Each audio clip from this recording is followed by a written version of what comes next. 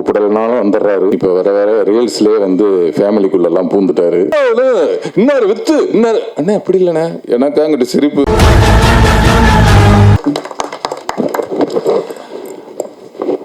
எல்லாருக்கும் வணக்கம்.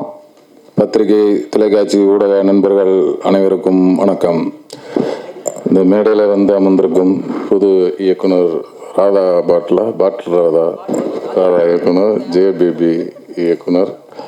அண்ணன் சொன்ன மாதிரி நான் அண்ணன் படம் பார்க்கலனே, பார்த்துட்டு உங்களுக்கு விரிவில் சொல்கிறேன். அப்புறம் அந்த ஆசன்னு நான் சொன்னோன்னே உடனே அதை ஏற்று வந்த எங்கள் அன்பு அண்ணன் SR பிரபாகரன் அவர்கள், தேனப்பன் அண்ணன் அவர்கள், கதாநாயகி அவர்கள், ப்ரொடியூசர்லாம் அப்புறம் சொல்லுவோம், செந்தில்நாதன் அவர்கள், கவிஞர் ஸ்னேகன் அவர்கள். அவர் பாடல் மட்டும் இல்லை, எங்கள் வீட்டில் என் ஒய்ஃபு பையன் எல்லாம் அவங்க ரீல்ஸை தான் பார்த்துக்கிட்டே இருக்கிறாங்க. அந்த அளவுக்கு வந்து ஃபேமிலியோட ரொம்ப நெருக்கமாக இருக்குது. அவங்க போடுற ரீல்ஸும் ஒன்றுமே ஒரு கவித்துவமாகவும் ஒரு நல்ல கண்டென்ட்டாகவே தேர்ந்தெடுத்து போடுறாங்க. சூப்பர், வாழ்த்துக்கள்.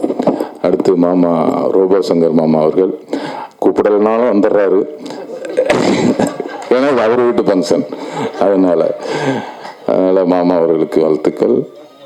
எல்லோரும் சொன்ன மாதிரி ப்ரொடியூசர் சிவா கலரி அவர்கள் வந்து அண்ணன் சொன்ன மாதிரி உண்மையிலே ஒரு வெளுத்த தாய்ப்பால் தான்.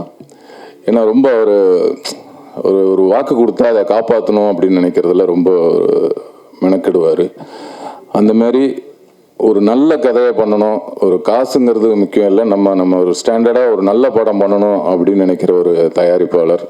அந்தளவுக்கு ஒரு நல்ல கதையாக செலக்ட் பண்ணி அதுக்கான கதாபாத்திரங்களுக்கு நல்ல ஆர்டிஸ்ட்டை செலக்ட் பண்ணி சிறப்பாக ஒரு டைரக்டரையும் அறிமுகப்படுத்தி இன்றைக்கி இந்த ஒரு மேடையில் எல்லாரும் உட்காந்துருக்கோம்னா அதுக்கு வந்து சிவா கலரி அவர்கள் ரொம்ப முக்கியமான காரணம். அவர் இதேமாரி நல்ல படங்கள்லாம் நடிக்கணும், அதில் நாங்கள்லாம் நடிக்கணும்னு ஆசைப்பட்றோம். அப்புறம் இந்த படத்தோட இயக்குனர் மைக்கேல் அவர்கள், ஏன்னா நான் நிறையா வந்து புதுமுக இயக்குநர்களோட வேலை பார்த்துருக்கேன். நான் வேலை பார்த்த புதுமுக இயக்குனர் எல்லாமே இன்னைக்கு கொஞ்சம் ஒரு பெரிய டைரக்டராக இருக்கிறாங்க. அந்த வகையில் இவரும் ஒரு பெரிய டைரக்டராக வருவார். எல்லாருமே நான் ஒரு பசங்களாக இருக்கட்டும், கலவாணியாக இருக்கட்டும், நிறைய படங்களில் வந்து எல்லாமே அவங்களோட வாழ்க்கையிலேருந்து சில விஷயங்களை, அவங்க அனுபவப்பட்ட விஷயங்களை வந்து இந்த படத்தில் வந்து அந்த ஹீரோ மேலே சொல்லியிருப்பாங்க.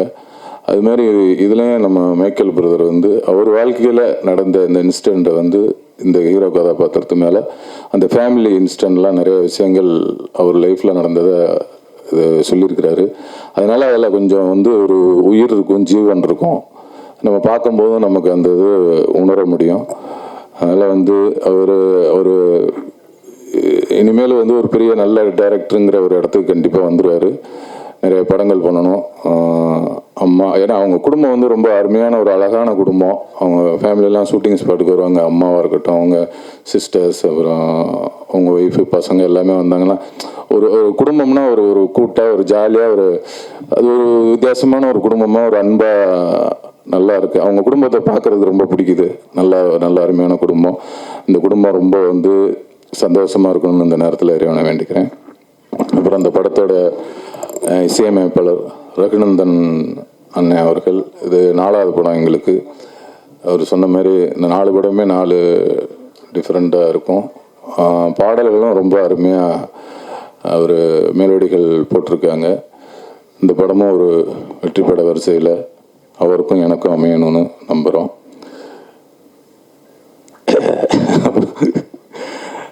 ரொம்ப நன்றி, இவ்வளோ நேரம் இருந்தீங்க. அப்புறம் வந்து நம்ம கருணாசனனும் நானும் வந்து ஒரு 15 வருஷம் பழக்கம். ஆனால் படமாக பண்ணது வந்து இதான் ஒரு 15 வருஷம் கழித்து இவ்வளோ அழுத்தமான ஒரு கேரக்டர் பண்ணணும் அப்படின்னு சொல்லி, அதுவும் ஒரு மைக்கேல் பிரதர் மூலியமாக வரணும்னு சொல்லி இத்தனை வருஷமாக காத்திருக்கிறதா நினச்சிருக்கோம். ஏன்னா அந்தளவுக்கு ஒரு அழுத்தமான கேரக்டர்.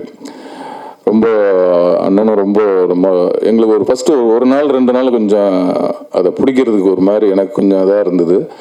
அப்புறம் 2-3 நாள் ஷூட்டிங் போனதுக்கப்புறம் அதுக்கப்புறம் தான் அந்த கேரக்டருக்குள்ளே போக முடிஞ்சுது. ஃபஸ்ட் நாள் பார்த்திங்கன்னா நம்ம திருநெல்வேலியில் ஆம்புலன்ஸ்குள்ளே உட்கார வச்சிட்டாங்க. முத எனக்கு தான் க்ளோஸ் வைக்கிறாரு. கருணாசன்னே வரல, ரெடி ஆகிட்டு இருக்கிறாரு. எனக்கு ஃபஸ்ட்டு வந்து கேமரா வச்சுட்டாங்க. வச்சோன்னே ஓகே இங்கிட்டு பாருங்கள் பிரதர், இங்கிட்டு பாருங்கள், இதுதான் இப்போ அவர் அண்ணன் இதை பேசிகிட்டு இருக்காங்க அப்படியா அப்படின்ட்டு நான் வழக்கம் போல் நம்ம நடிப்பை கொட்டினோம். உடனே அப்படி இல்லை, லைட்டாக பாருங்கள், கண்ணை சிமிட்டாதீங்க, கண்ணை இங்கிட்டு பாருங்கன்னாரு. ஐயையோ அப்படின்ட்டு ஒரு 6-7 டேக் ஆச்சு. அப்புறம் கஷ்டப்பட்டு ஓகே பண்ணியாச்சு. அப்புறம் அடுத்து அண்ணன் வந்தார், கருணாஸ் அண்ணன், ஃபுல் மேக்கப்போட எல்லாம் போட்டு என்னப்பா ரெடியா அப்படின்னாரு. எனக்கா உள்ளுக்குள்ளே சிரிப்பு. சரி வாங்கினே வாங்க அப்படின்ட்டு இங்கிட்டு வச்சாங்க கேமரா. அவர் அண்ணன் உட்காந்தாரு.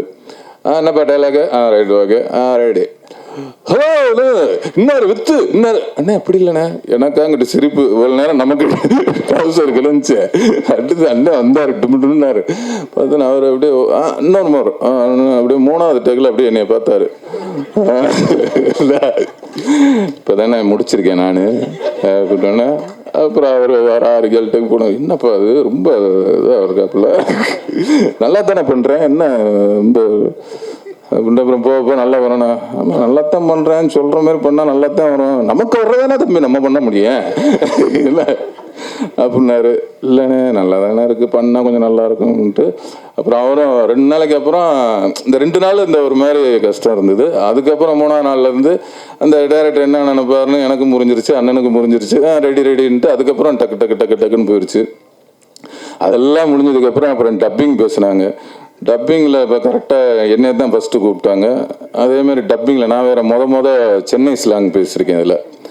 அதில் போனோன்னே சென்னை ஸ்லாங்னா இன்னையா வேயா உட்காரியா ஐயா குந்திரியா சாப்பிட்டியா துண்டியா இது ஜாலியாக பேசிடலாம் அப்படின்ட்டு போனால்